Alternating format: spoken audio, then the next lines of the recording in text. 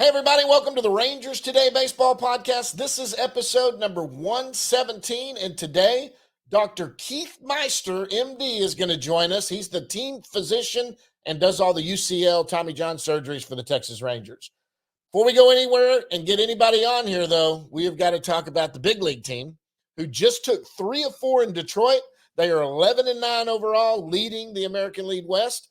They are 5-5 in their last 10. You know, Leiter had his start yesterday. There were good things. Look, I didn't see it. I put it on Twitter that I didn't see it. I went back and watched all the highlights. From what I could tell, when he's making his pitches to the location he wants, he's all as advertised. Mm-hmm. But when he falls behind and doesn't, people can hit him. He is it's encouraging. And he also, let's be honest, he only gave up about 4 runs. But like I said to somebody that threw a fit about Tavares and all of that, they wanted to throw Tavares under the bus. And I was like, okay, let's look at this. Tavares had the winning RBI yesterday. He went 2 for 4. I said he missed a fly ball that went over 400 feet that he misplayed. And he should have caught the ball. Sure. All right. I mean, he got twisted all around going back. He should have caught it. Yeah. All right. So Leiter, when his command was good, he was good. He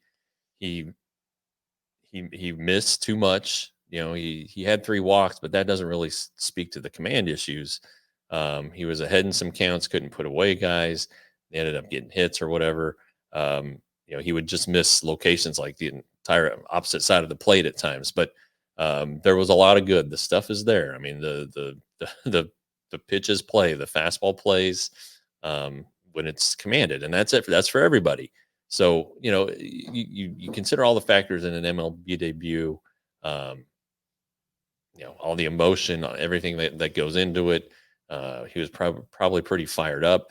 Maybe when the Rangers went up 4-0, he kind of took a deep breath and took his foot off the gas a little bit. Maybe he talked about afterwards how he hadn't attacked like he had at AAA, where he had 25 strikeouts and only 3 walks. And look, you can't. That's really impressive in this day and age with the automated balls and strikes at AAA. That means that you're hitting your spots, you're getting ahead, and hitters are having to they chase, right? Even with the ABS, or your stuff is so good in the strike zone that you're just not getting any hard contact, and you're getting a lot of swings and misses. So there's a lot of good there. There are some things that need to work on. He acknowledged that as much afterward. Don't know where his next appearance will be. It could be back in Round Rock. I mean, basically this was a spot start, but the Rangers also need a reliever. So he might get options. He could get option, but there aren't a lot of great options right now in Round Rock because of injuries. So, if the Rangers can survive a couple days, maybe Leiter's bullpen day is Sunday. Maybe he can give him an inning or 2 Sunday. But the fact of the matter is he's a Major League Baseball player now. He's the number 2 overall pick in the 2021 draft. He's probably the most hyped Rangers prospect since David Clyde, honestly. So for this to finally happen, it's good. And I say finally, he's only got 2 professional season under his belt. I've always sided on the player side. Players will tell you when they're ready, and he's told the Rangers that he's ready. Yep. I think the Tigers and what he did yesterday kind of told him that needs a little more work, but he's going to get it. Yeah. He'll be in the majors at some point this year, whether it's in 2 days, whether it's next week at some point, or whether it's the next time a need arises for a starting pitcher. Well, and one thing he did prove too. Now let's be honest. Yeah, maybe the Tigers said he needed a little extra work. He did not do anything to say that the stuff's not there, that he can't be a big league pitcher. I mean, he there were some encouraging things that I saw. Yeah, definitely. I mean, in the thing, in his start. So, I mean, look, he plays good. He may be the most hyped pitcher you're talking about since David Clyde, because I don't know, man. The hype that we've got all around Langford this year is some of the most that I've ever seen in a prospect. Yeah, well, yeah. At the time with Leiter and when he was drafted, absolutely how bad the team was, and where pitching they were. For sure.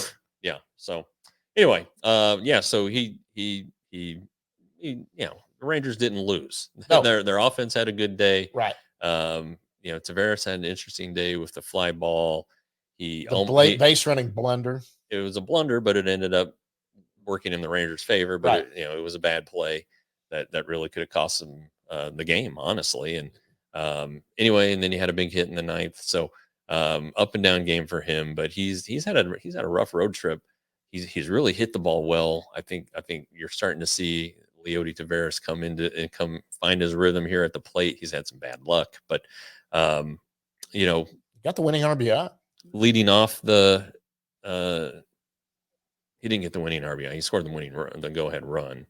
Well, he got the extra run. He got the insurance RBI. He got the insurance RBI. Okay. I watched highlights, guys. Remember, I'm having to try to remember from highlights. The series started off with Michael Lorenzen, who was not horrible. Making his debut. He made pitches when he had to. He walked a few too many guys, but he got 3 double plays that kind of wiped those things out. And that's kind of what he does. He if you look at him historically, he doesn't give up a lot of home runs, doesn't strike out a lot of guys, usually doesn't walk a lot of guys. So he didn't have his spring training. And so I think maybe he's still trying to find the feel for some things mechanically. And but hey, 5 scoreless innings, hard to complain about that. No matter how you get them, it's 5 zeros, and the Rangers ended up winning that game 1-0. Kirby Yates had a really good series. He had 2 saves and a win. Looks like he's now kind of firmly entrenched there as closer, though. Tonight in the opener in Atlanta, if there's a save opportunity, I'm guessing that goes to Robertson. Yeah, he's not going to be available tonight, I don't think. I don't think Yates has gotten 4 outs the last 2 games, so I would think that Daniel Robertson would be the guy. God dang it, I called him Daniel. David Robertson. Do you remember Daniel Robertson? He played for the Rangers in 2014, maybe a little bit in 15. Yeah. He was about 5'5", and when he got called up, we were in Oakland. When he got called up is when the Rangers were going through all these injuries and everything was terrible, but it was still early in the season, and they called him up, and nobody had heard of him. Yeah, no one had heard of him, and there's a reason for that. I mean, he's no longer in the majors. He's a nice enough guy. He was extremely cocky for little man syndrome for him. But he was nice guy. I guess a good story. That was kind of the year of good stories amid all the bad news with Profar and Moreland and Chu and of course Prince Fielder, and I'm sure I'm leaving out a ton of injuries. There was Robertson and Wilder Rodriguez and some stories like that were kind of heartwarming, and longtime journeyman minor leaguers making their major league debut. But anyway, pretty much every time I type David Robertson, the first thing in my mind is Daniel. So I've got to get rid of that. And but anyway, David Robertson, is a very accomplished major league pitcher and has 175 career saves. He may get a chance tonight. Did you see the stat where the Rangers bullpen, if they could take out the 7th inning for the season, their bullpen is, the whole staff is like 4th in all of baseball. Oh, no, I didn't see that. But this the 7th inning. They got it. Look, Leclerc made it close again yesterday, but he did get them out of the 7th inning with no runs. But like the 7th inning, they got like a 10.8 ERA. Everywhere else is good, and in every other inning. In fact, let's be honest, the back of the bullpen has not done bad. No. No. We're 14 games or not 18 games into it. They have not really been that horrible. Last year, we could see the writing on the wall. Leclerc has obviously struggled a couple times, but he's given them multiple innings, when he's come in the last couple of times. I know he's not closing, but he's still in some leverage situations. They're bringing him in with close games, which maybe this is where he needs to be. I don't know. I'm never going to give up on Leclerc. I like him. He's a great guy. He faces it. And when his stuff's going, he's good. Now, going past Lorenzen, we were back on Lorenzen we were talking about.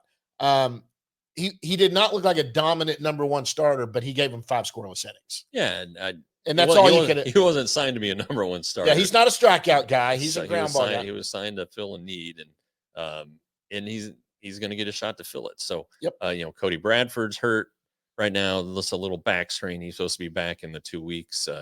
Josh Spores was supposed to be back, I think Monday, but I don't think he's going to make it. He's just throwing. I don't think he's been off a mound yet. Okay. So. Brock Burke had surgery yesterday after he punched the door. It was a door, apparently. Whatever it was that he punched, it broke his right hand, and so he had surgery on that, and he's on the 60-day IL. Which opened up the spot for Leiter. That opened the spot for Leiter. So a lot of moving parts so far this season. The Rangers have had 6 guys make their MLB debuts this season, or maybe it's just 5. Let's look at it. What do we got? We It's got Leiter, 6. It's 6. It's you start with Langford, right? Leiter, Foscue, Foscue, Wenzel, Wenzel. Wynn, Yep. Leiter. Okay. So I think, and then There's one more because that's 5. there is one more, and I'm going to give it to you as soon as I fight off the sneeze. Okay. Gosh darn it. Look at the light. Look at the light. That'll make you sneeze. Well, anyway, it's a lot. Yes. It's a big number, and Which is what you need for championship teams. You got to have some guys. But it's good. Yeah, it's a good thing that the Rangers have this depth and are able to lean on it. And again, you look and it's like, hey, you're gonna need guys. Right. Every team is gonna need guys, and you hope that you have good guys down in the minor leagues. And the Rangers, they do. I know Wenzel's still looking for his first hit, but he's a good defensive player. He's actually had good at bats. He's put together some really good at bats. Yeah. And then Foscue, he's on the 60-day now. Yeah. I mean, that oblique, he must have. Yeah. Apparently it's Bruce Bochy said it's worse than Nathaniel Lowe's. And we know Lowe has been out. Really, he got hurt on March the 7th, and today's the 19th. So, and he's still probably a week away. So, he's in AAA now. That's not insignificant injury. If you're going to miss 2 months because of a lat, that's a big one. Austin Pruitt's the other guy who's come up, but it was not his major league debut. Right. Yeah. So I mean, he's been around since 2017. I didn't realize he'd been around that long. So he's an interesting story about him. He got optioned 9 times by the Rays one year, and so that's why there's now that rule where it's max of 5, and on the 5th one you have to be DFA'd. Okay. All right. Anyway, so he was on the bus back and forth from Durham to Tampa Bay a lot. Yeah. Yeah. Okay. And let me say this: when you're a championship team and you're in the position you are right now, players have to step up. Josh Young has gone down with injury, and I had to take your hat off to everybody. I mean, Josh Smith has been amazing. Very, very good. Yeah. He had the big hit Wednesday in the win before the rain came. He's just getting in there, and he's playing really good defense. Obviously, he's never going to hit for a ton of power. No. But he'll get on base. He'll take walks. He gets hit by pitches. He dropped some F-bombs yesterday. Yeah, that was pretty good. But he's proven to be a pretty handy guy. And there was some thought that I definitely thought that there was a chance that Josh Young wouldn't make the opening day roster. The Rangers had claimed Jose Barrero. Or Josh Smith wouldn't make the opening. Smith. Yes. Josh Young was always going to make it. Yes. Well, unless he was hurt. Yes, that's true. But Josh Smith, they had claimed Barrero, and he's out of options. And so there was if they really want to preserve this guy and make sure they don't lose him, then he would go, he would stay. And Smith, who has the options, would be the tough luck guy. But Barrero made it through the waivers and really didn't show a lot in spring training. And I don't think he's playing right now. I think he's in extended spring training. So anyway, it's worked out pretty well for Did he clear waivers? Yeah, he cleared. That's right. It's worked out pretty well for the Rangers. So they've got this guy who was he was a top prospect. Yeah. And I mean, highly ranked prospect. And right. Man, if you can find something and maybe that's where to keep him there right now and just let him get his head right and get everything going. Yeah, no, he was a Reds top prospect, and the Reds are kind of really good farm system. Yeah. And their young talent is on display now every night. They'll be here next weekend. And but anyway, Atlanta series coming up. Yeah, that'll be a good test to where the Rangers are. They're going to have Heaney, Evaldi, Lorenzen. The Sunday night games on national TV. I think tonight is Apple TV, if I'm not mistaken. But whatever. It'll be a good little test, and like to see how the Braves are beat up too. So yeah, but they're playing real well. They're good. They have so much talent. That's the team that's going to give. Everybody seems to think the Dodgers are the team to beat in the National League, but I'm telling you, don't sleep on the Braves. They're good. Yeah. Good Lord, they're good. And so it's great. great. But I mean, the Spencer Strider injury. Oh gosh. That's a blow. But Spencer Sider, his surgery was performed by Keith Meister. So Yeah. anyway, the Rangers are in an all right spot. They're still trying to feel things out. They've got to survive this till they get some of these guys Well, back. they're gonna get low back. I'm thinking here on this homestand coming up. Okay. Max Scherzer will be back, When he looking like comes- early to mid May. So that's gonna help. That's just gonna be a shot of confidence. Spores will be back at some point. So, if they can survive now, keep their head above water, they're above 500. They're in first place. They've never been out of first place. No, ever. They've been tied at one point. I think, with the Angels at one point, but you look at the rest of the division, everybody else is under 500. And the Astros are in the toilet. They're like 6-13 or 6-14. So they are they're getting Justin Verlander back. They're 8-12. Are they? Mm-hmm. Oh, well, you learn something new every day. Yep.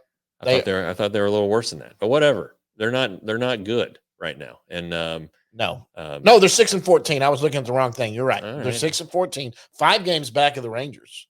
Right now. I mean, look, there's a lot of grumblings and stuff happening down in Houston.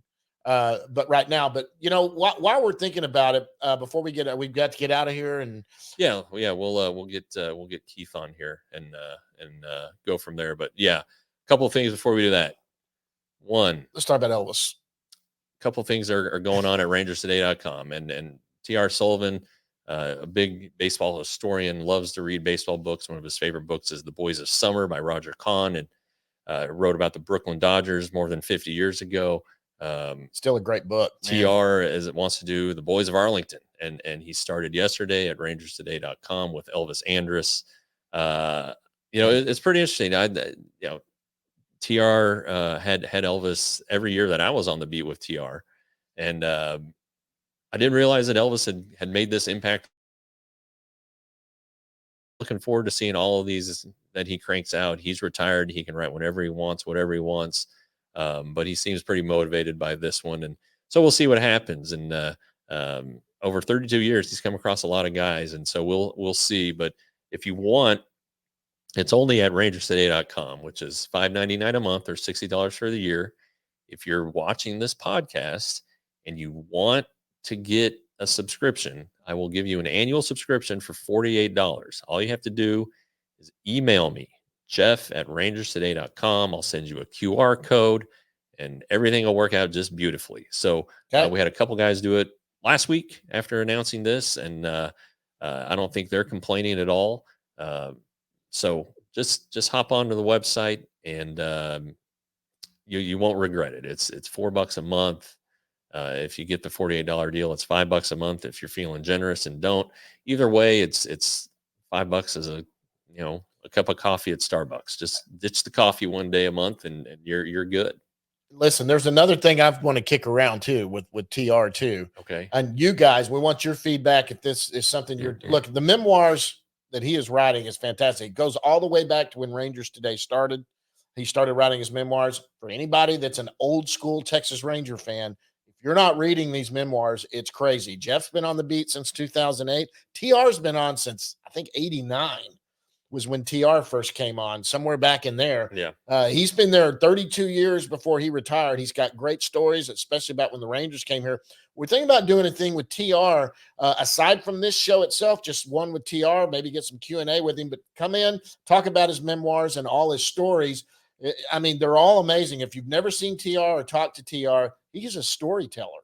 And it's, we used to do it in the press box. You could just listen to him. He could bring up anything. He's like, you beat writer brains are crazy. How y'all can just bring anything out of it. But TR says, hey, if you need me, we can do it. So you guys, what do you think about that idea? I think that's something we want to try to do maybe a couple times a month, just get him on and let's spread it out. We don't want to run out of inventory. So that's true, but maybe once a month. Maybe we do a couple to start, and because he's written some that are fun and just kind of like countdown lists and things like that. But they're like the very first, not the very first one he did, but he did one that was about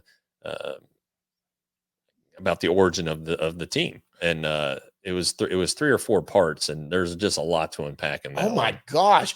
I'm a guy I'm 74, my first year to ever go to a game. I did not know all the backstory about trying to get the Rangers here. This thing, guys, I'm saving it. I'm not even going to give you a hint.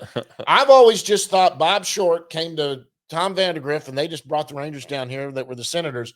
Man, there were other teams involved. There were almost other teams that came here. Sure. I mean, there is some backstory that I didn't know about, and we'll get TR and talk about that. That'll be the first one. That's it's a great story. One that someone like me, who's known this team and followed this team since almost its inception, I learned a lot from that. Yeah. Oh, I learned a lot too. I learned a lot from that I did not know. There was a senator involved. There was the Astros were again, just it'll heat the rivalry up at why the Astros tried to keep the Rangers out of Texas. I mean, it sounds scandalous. Oh, it was very scandalous. You know, you don't trust your government now. Hey, it was the same thing back then, apparently. Anyway, we'll get that on. But right now, guys, we're going to get out of here. We got to bring our guest on. Coming up next, we're going to have Dr. Keith Meister.